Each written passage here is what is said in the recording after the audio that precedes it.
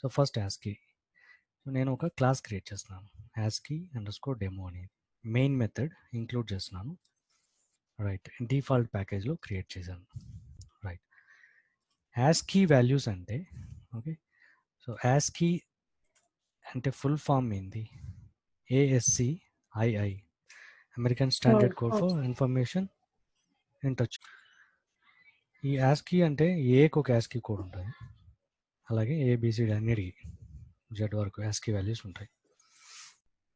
అలాగే lower case ఏకి ఇంకొక యాస్కీ వాల్యూ ఉంటుంది. ఇట్లా మనం ఏదైనా లాజిక్లో ఇది క్యాపిటల్ లెటరా, ఇది ఈ లోవర్ కేస్ లెటరా తెలుసుకోవడానికి కూడా యాస్కీ వాల్యూస్ వాడచ్చు. ఒక ఎగ్జాంపుల్ టెస్టింగ్లో. యాస్కీ వాల్యూస్ ఆర్ ఇంటీజర్స్ 1 2 3 4 5 అట్లా.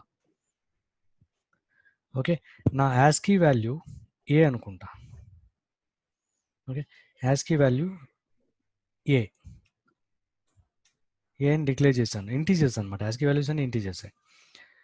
ఇప్పుడు నాకు ఏ అనే వేరియబుల్లో ఒక ఇంటీజర్ని స్టోర్ చేయొచ్చు. ఓకే, అంటే యాస్కీ వాల్యూ రిటర్న్ చేసే యాస్కీ వాల్యూ ఒక క్యారెక్టర్కి, సపోజ్ ఏకి యాస్కీ వాల్యూ, క్యాపిటల్ ఏకి యాస్కీ వాల్యూ 65. ఓకే, సో నేను ఈ 65ని రిటర్న్ చేయాలి. 65 అనేది ఇంటీజరే కదా. సో నాకు అందుకే ఇంటీజర్గా డిక్లేర్ చేశాను. ఓకే, ఈ వేరియబుల్ ఏని, ఏ అంటే కన్ఫ్యూజ్ అవుతారు అనుకుంటే ఒక ఎక్స్ అనుకోండి.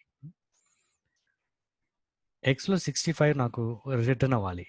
దాన్ని నేను వేరే ప్రోగ్రామింగ్ లాంగ్వేజ్లో అయితే ఇంకో విధంగా ఉంటాయి, కానీ ఇక్కడ ఎట్లా అంటే యాస్కీ వాల్యూ ఎక్స్లో 65 రావాలి అంటే ఎక్స్ ఈక్వల్ టు ఇంటీజరే కదా మనం ఇవ్వాలి. ఇంటీజర్గా డిక్లేర్ చేసినప్పుడు అసైన్మెంట్ కూడా ఇంటీజర్గానే ఇవ్వాలి, అంతేనా? కానీ నేనేం చేస్తాను, అట్లా కుదురుతుందా?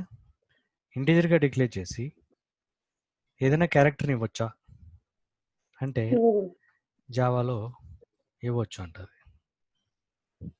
ఆటోమేటిక్గా జావా ఏం చేస్తుందంటే ఇది ఎన్కోడ్ చేస్తుంది. యాస్కీ వాల్యూ ఎన్కోడింగ్ అనమాట, అమెరికన్ స్టాండర్డ్లో ఎన్కోడింగ్ అనమాట. సేమ్ యాస్కీ వాల్యూస్లో ఎన్కోడ్ చేస్తుంది. ఎలా అంటే దీన్ని ఏని ఎన్కోడ్ చేసిన తర్వాత వచ్చే రిటర్న్ చేసే వాల్యూ ఇంటీజరే కదా. ఏకి ఎన్కోడింగ్ యాస్కీ వాల్యూ 65 ఇంటీజరే కదా. కాబట్టి ఏకి ఎన్కోడెడ్ వాల్యూ ఇంటీజరే కాబట్టి ఎక్స్ ఇంటీజర్గా డిక్లేర్ చేసినాము. సో ఆటోమేటిక్గా ఎర్రర్ ఏం రాదు. ఆటోమేటిక్గా ఇది ఎన్కోడ్ చేసుకొని స్టోర్ చేస్తుంది. ఎక్స్లో ఏ ఉంటుందా, 65 ఉంటుందా?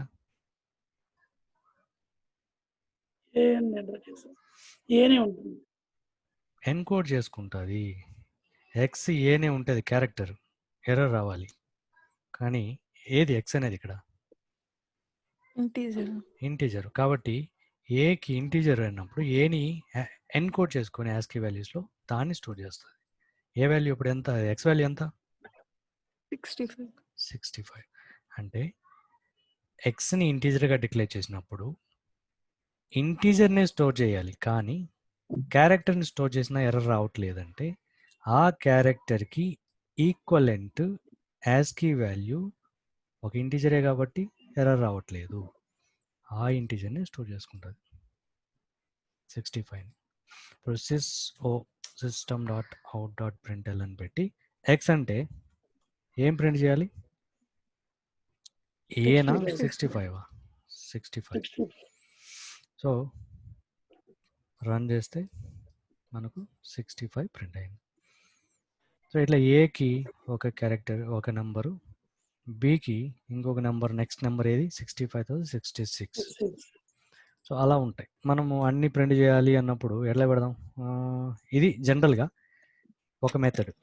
అంటే మనం డిక్లేర్ చేసేది మనం అనుకున్నట్టు యాస్కీ వాల్యూ స్టోర్ చేయాలనుకున్నప్పుడు ఎక్స్ని ఇంటీజర్స్గా డిక్లేర్ చేస్తాం. కానీ అసైన్ చేసేటప్పుడు డైరెక్ట్గా అసైన్ చేసేయచ్చు.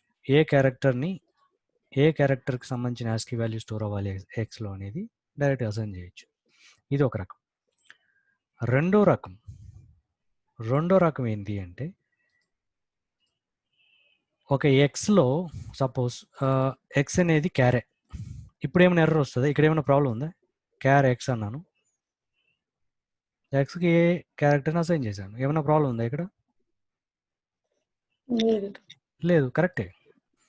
ఎక్స్ అనేది క్యార్గా డిక్లేర్ చేసి క్యార్ని అసైన్ చేయొచ్చు కదా. ఎస్, చేయొచ్చు. బట్ నాకు ప్రింట్ చేసేదానికి లేదంటే ఇంకొక వేరియబుల్లో దానికి యాస్కీ వాల్యూని మూవ్ చేయాలి అన్నప్పుడు యాస్కీ వాల్యూ అనేది ఇంటీజర్ కదా. ఇంటీజర్గానే డిక్లేర్ చేసుకుంటాం. ఇంట్ ఎన్ ఈక్వల్ టు దేనికి ఇంటీజర్ కావాలి నాకు, దేనికి యాస్కీ వాల్యూ కావాలి, ఎక్స్కి. అవునా, ఎక్స్కి యాస్కీ వాల్యూ కావాలి. ఇట్లా చేయొచ్చు కదా. ఇది అది ఎంతమంది చెప్పిందే, ఏం తేడా లేదు. టైప్ కాస్టింగ్ అంటారు దీన్ని. ఇంట్కి బ్రాకెట్ పెట్టాలి, ఇంట్ ఎక్స్, ఇది టైప్ కాస్టింగ్ జావాలో. ఎక్స్ అనేది ఏంది, క్యార్. దాన్ని కాస్టింగ్ అంటే ఒక దాంట్లోంచి అంటే కాస్టింగ్ అన్నప్పుడు ఏంది, చేంజింగ్ అనమాట, అంతే కదా. దేంట్లోకి చేంజ్ చేస్తున్నావు, ఇంట్ టైప్లోకి చేంజ్ చేస్తున్నావు. A character data type is casting to integer type. ఆటోమేటిక్గా ఫైనల్గా వచ్చే ఆన్సర్ ఇదే. ఏ టైప్లో ఉంటుంది, క్యాస్ట్ అయిన తర్వాత ఇంటీజర్లో ఉంటుంది. అందుకని మనం ఇంటీజర్గా డిక్లేర్ చేసాం. సో ఇది ఒక టైప్. ఇది ఇంటర్నల్గా తీసేసినా కానీ ఇంటర్నల్గా జరిగేది ఏంది అదే. ఓకే, సో ఆ విధంగా యాస్కీ వాల్యూ ఇంటీజర్గా కన్వర్ట్ చేసుకుంటుంది. అవునా. సో నేనేం చేస్తానంటే ఒక ఫర్ లూప్ స్టార్ట్ చేస్తాను. Okay, for loop, right. ఇది ఫర్ లూప్, రైట్. ఇక్కడ ఇప్పుడు నాకు 0 అనేది వస్తాయి, 0 1 2 3 4 వస్తాయి. వాటిని దేంట్లో క్యాష్ చేయాలి,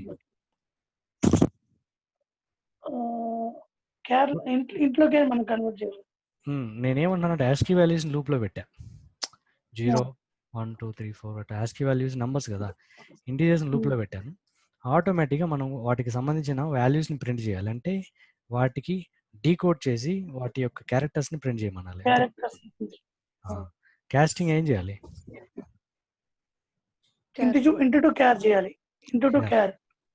క్యార్ అనేది మనం టైప్ కాస్ట్ చేయాల్సింది. ఇంటూ 2 అంటే ఇంటూ ఆల్రెడీ లూప్లో పెట్టాము, దానికి సంబంధించిన వాల్యూని క్యార్లోకి కన్వర్ట్ చేస్తాం. So char casting, okay, which is I value first ఏముంటుంది, 0. 0ని క్యార్ కాస్టింగ్ చేసినప్పుడు ఆ 0కి సంబంధించిన క్యారెక్టర్ని రిటర్న్ చేస్తుంది. దాన్ని ప్రింట్లో పెట్టాం కాబట్టి ప్రింట్ అవ్వాలి. సో నేను కొంచెం బాగా నీట్గా ఉండాలి కాబట్టి, కొంచెం నీట్గా రావాలి కాబట్టి ఇక్కడ నేను ఐని ప్రింట్ చేయాలి, ప్లస్ ప్లస్ సమ్ స్పేస్, మళ్ళీ ప్లస్ పెట్టి స్పేస్కి ఇక్కడ ఏదో ఒక ఎర్రర్ మార్క్ లాగా ఇట్లా పెడతా. సో ఇప్పుడు ప్రింట్ చేసేది ఎలా ప్రింట్ చేస్తుంది మనకు కొంచెం అర్థమయ్యేటట్టు, 0కి ఇది 1కి ఇది అని చెప్పి చూపిస్తుంది.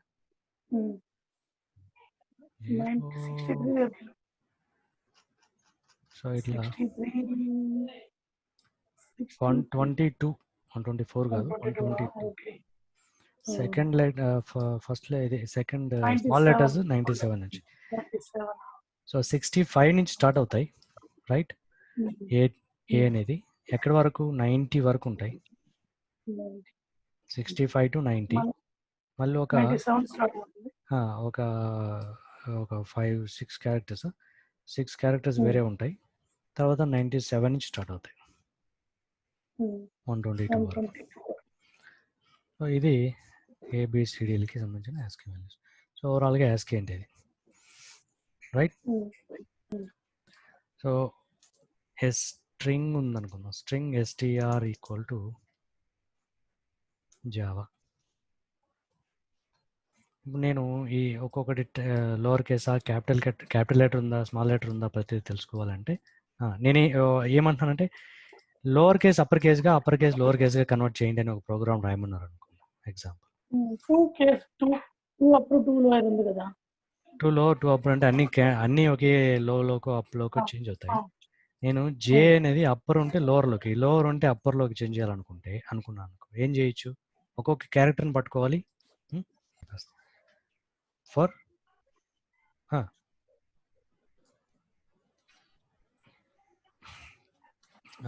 ఇంట్ అయ్యేనంట,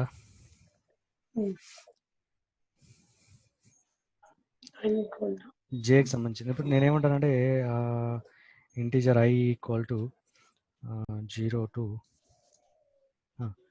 I less than or equal to less than పెడతా, ఎందుకంటే లెంత్ లెంత్ కనుక్కోవాలి. str dot length length I plus plus పెట్టచ్చా. ఇక్కడ ఒక్కొక్క క్యారెక్టర్ని పట్టుకోవాలి అంటే str డాట్ ఏ మెథడ్ చెప్పాను, క్యారెట్ I అన్నప్పుడు ఇండెక్స్ ఇస్తుంది, 0 తీసుకుంటుంది. ఫస్ట్ 0 పొజిషన్లో ఏముంది, ఆ క్యారెక్టర్ని రిటర్న్ చేస్తుంది. సో ఆ క్యారెక్టర్ని నేను ఒకేసారి ఫాస్ట్గా రాస్తాను, ఓకే, ఒకే లైన్లో రాస్తాను. ఈ క్యారెక్టర్ నేనేం చేయాలి, మళ్ళీ ఇంటీజర్లోకి టైప్ కాస్ట్, INTలోకి టైప్ కాస్ట్ చేయాలి, అవునా. సో INTలోకి మొత్తాన్ని టైప్ కాస్ట్ చేయాలి. చేసిన తర్వాత వచ్చేది మనకు ఇంటీజర్లోకి మూవ్ చేసుకుందాం. ఫస్ట్ ఒక ఎగ్జాంపుల్, ఇంట్ n ఈక్వల్ టు అన్నాను అనుకో, అంతా వచ్చి దాంట్లో మూవ్ అవుతుంది, అవునా. వచ్చే ఆన్సర్ దీంట్లో మూవ్ అవుతుంది ఇంటీజర్లోకి. అంటే 65 కాదా, 65కి 90కి మధ్యలో ఉందా లేదా తెలుసుకోవచ్చు కదా, ఇఫ్ కండిషన్ రాసి. అట్లా ఇఫ్ 2 కండిషన్లు రాయాలి. కండిషన్కి ఏంది, అండ్కి ఏంది, అంతేనా. n అనేది if n is greater than or equal to 65 ఉందా, and n less than or equal to 90 ఉందా అనేది చెక్ చేస్తున్నాం. ఓకే, అంటే మీనింగ్ ఏంది, ఈ రెండింటి మధ్యలో ఉంటే అది క్యాప్స్ అని అర్థం, అవునా, క్యాప్స్ అని అర్థం. సో ఇక్కడ నేనేం చేస్తాను, ఎన్కి సమ్ యాడ్ చేస్తాను. లాజిక్ చెప్తున్నా సింపుల్గా. ఏం యాడ్ చేస్తానంటే 65 గన ఉంటే ఎంత యాడ్ చేస్తే 97 అవుతుంది, ఎంత యాడ్ చేస్తే 97 అవుతుంది, ఎంత యాడ్ చేస్తే 97 కదా, స్మాల్ ఏ 32 రైటా, 32 యాడ్ చేస్తాను, అంతే లాజిక్. అంతే, ఎన్ వచ్చింది, ఏ వాల్యూ వచ్చింది దాన్ని 32 యాడ్ చేస్తే అది లోవర్ కేస్లోకి వెళ్తుంది. ఎప్పుడు అది క్యాప్స్లో ఉంటాయి. ఎల్స్ మైనస్ చేస్తాను 32, అంతే లాజిక్. మైనస్ చేసినప్పుడు ఆటోమేటిక్గా తగ్గుతుంది.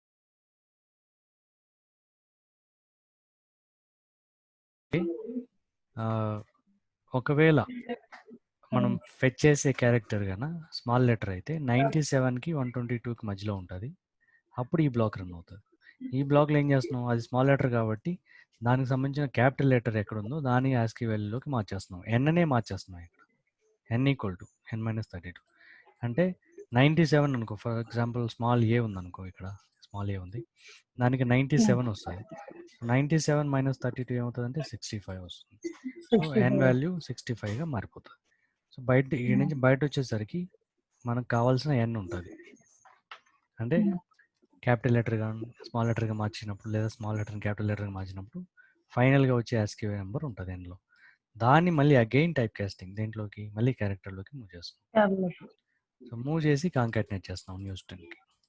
ఫైనల్గా లూప్ అంతా అయిపోయేసరికి లూప్ అంతా అయ్యేసరికి న్యూ స్ట్రింగ్లో మనకు ఫైనల్గా ఒక ఎక్స్పెక్టెడ్ స్ట్రింగ్ ఈ విధంగా ఉంటుంది. సో ఇది ఫైనల్గా మనం రన్ చేసినప్పుడు మనం రన్ చేయగానే ఇలాంటివి వస్తుంది. సేమ్ యాజ్ ఇట్ ఈస్ వచ్చిందా output. So this is an example for ASCII. ఇప్పుడంటే నెక్స్ట్ ASCII తర్వాత యూనికోడ్. యూనికోడ్ అనేది కూడా ఒక రకమైన ఎన్క్రిప్షన్ ఫార్మాటే, ఒక క్యారెక్టర్కి సంబంధించిన ఎన్క్రిప్షన్ కోడ్సే. ఇది యూనికోడ్ అనేది యూనికోడ్ కన్సార్టియం వాళ్ళు రిలీజ్ చేసిన కోడ్స్, వాళ్ళు డెవలప్ చేసిన కోడ్స్. ఆ చార్ట్ ప్రకారం మనకు 1,43,000 క్యారెక్టర్స్కి యూనికోడ్స్ ఉన్నాయి. అంటే ఇది డిఫరెంట్ మల్టిపుల్ లాంగ్వేజెస్ని అండ్ డిఫరెంట్ కంట్రీస్లో డిఫరెంట్ లాంగ్వేజ్ని, ఆ లాంగ్వేజెస్ని సపోర్ట్ చేస్తుంది అనమాట. ఇది అన్ని లోకల్ లాంగ్వేజెస్ కూడా మనకు క్యారెక్టర్స్కి యూనికోడ్స్ ఉంటాయి. సో ఎగ్జాంపుల్ మనం ఒక యూనికోడ్ ఇది చూస్తే 0Cతో స్టార్ట్ అయ్యేది, అది తెలుగు లెటర్. అలాగే ఇంగ్లీష్ ఏ అనేది కూడా ఉంటాయి, 0041 నుంచి ఉంటుంది.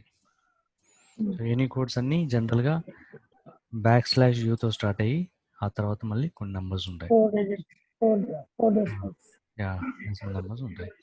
సో ఇక్కడ ఇది డిఫరెన్స్లో చూస్తే ASCII అనేది ఓన్లీ 128 క్యారెక్టర్స్ ఉంటాయి. ఇక్కడ 1,43,000 ప్లస్ ఉన్నాయి. అలాగే దీని మెమరీ ఎంత తీసుకుంటుంది, అక్కడ 7 అయితే ఇక్కడ అక్కడ 7 బిట్స్ అయితే ఇక్కడ 8 to 32 బిట్స్ తీసుకుంటుంది. ఇఫ్ ఇట్ ఈస్ UTF-8 అయితే.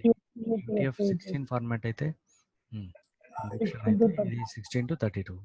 UTF-32 ఎన్క్రిప్షన్ ఫార్మాట్ అయితే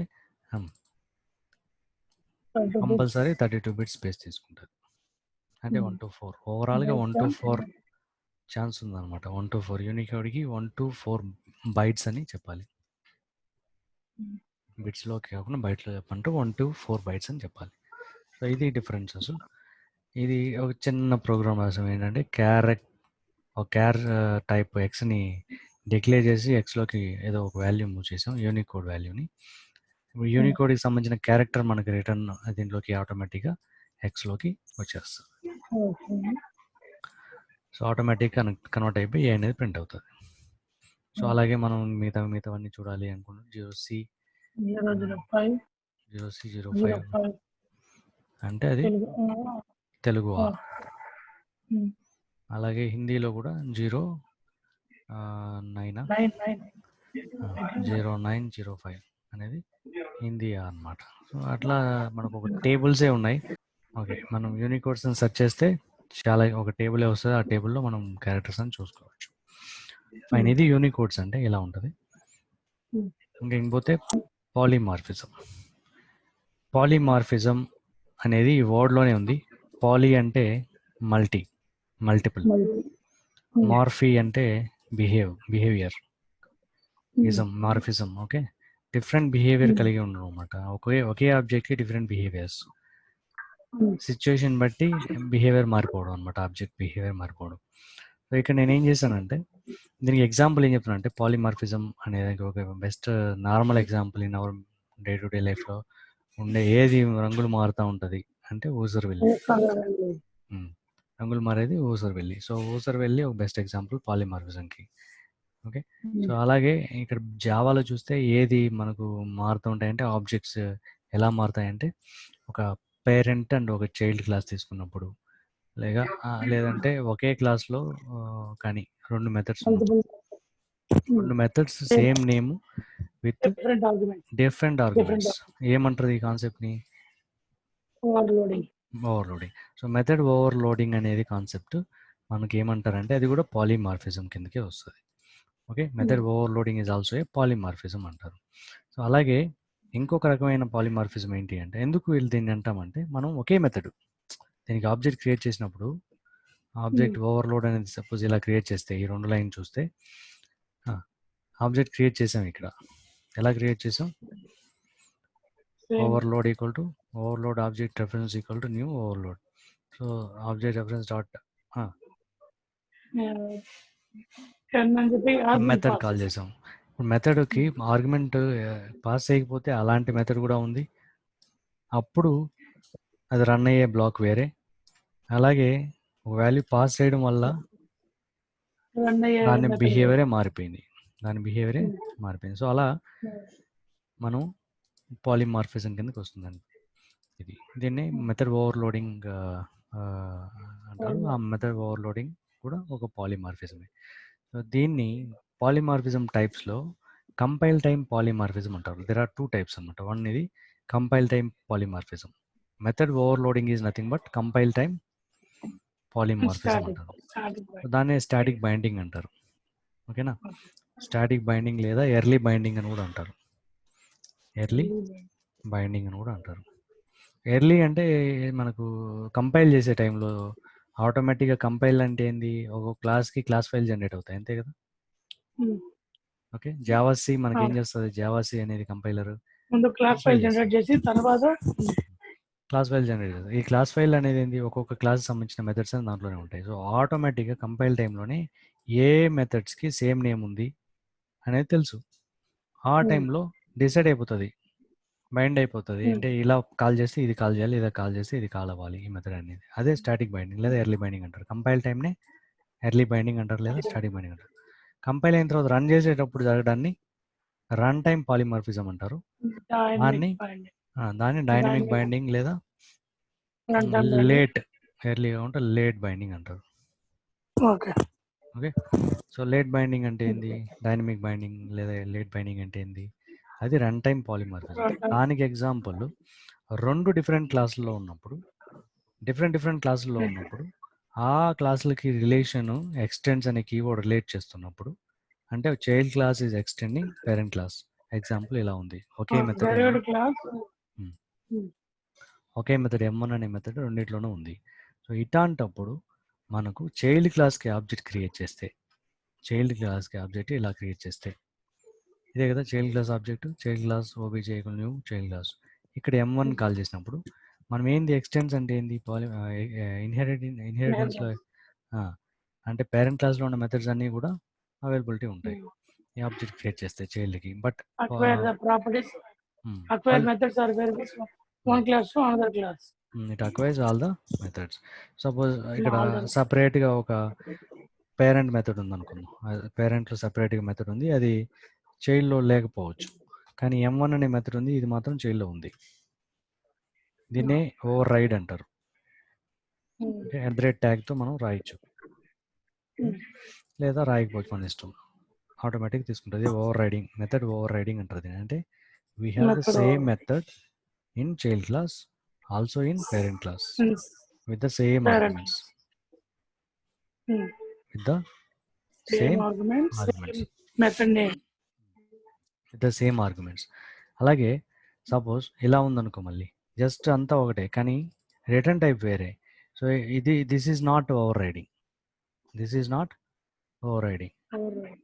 so same method same signature అంటే it comes like same method same arguments and same return type ఉండాలి.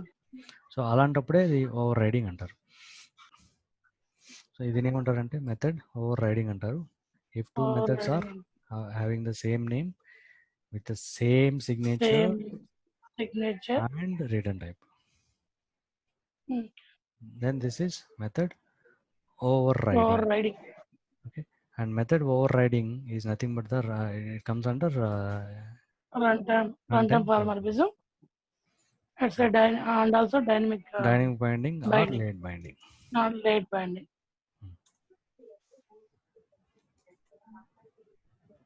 సో ఇది పాలిమార్ఫిజం టైప్స్. సో ఎగ్జాంపుల్స్ మనం ఇక్కడే చూసాం. దీనికి చైల్డ్ క్లాస్కి ఆబ్జెక్ట్ క్రియేట్ చేస్తే ఏం జరుగుతుంది అంటే, ఒకే మెథడ్ M1 బట్ చైల్డ్ క్లాస్కి ఆబ్జెక్ట్ క్రియేట్ చేసినప్పుడు M1 కాల్ అవుతుంది, ఎందుకంటే it is over riding parent class, parent method, it is over riding parent method. So M1 call చేసినప్పుడు ఏది జరుగుతుంది, ఏది రన్ అవుతుంది అంటే, ఇప్పుడు ఇక్కడ రన్ చేసినప్పుడు ఇది తీసేద్దాం. ఓకే, సో దీన్ని మాత్రమే రన్ చేసినప్పుడు ఆబ్జెక్ట్ క్రియేట్ చేసాం చైల్డ్కి, అలాగే M1 కాల్ చేస్తున్నాం. సో ఏది ఇక్కడ డిస్ప్లే అయింది, I'm M1 from child class, because we are creating child object. ఈ ఓవర్ రైడింగ్ కాన్సెప్ట్లోని పేరెంట్కి ఆబ్జెక్ట్ క్రియేట్ చేస్తాం, రెఫరెన్స్. ఎట్లా, పేరెంట్ క్లాస్ ఆబ్జెక్ట్ రెఫరెన్స్ ఇలా క్రియేట్ చేస్తాం, equal to new child class, child class ఆబ్జెక్ట్ని పేరెంట్ క్లాస్ రెఫరెన్స్కి అసైన్ చేయడం.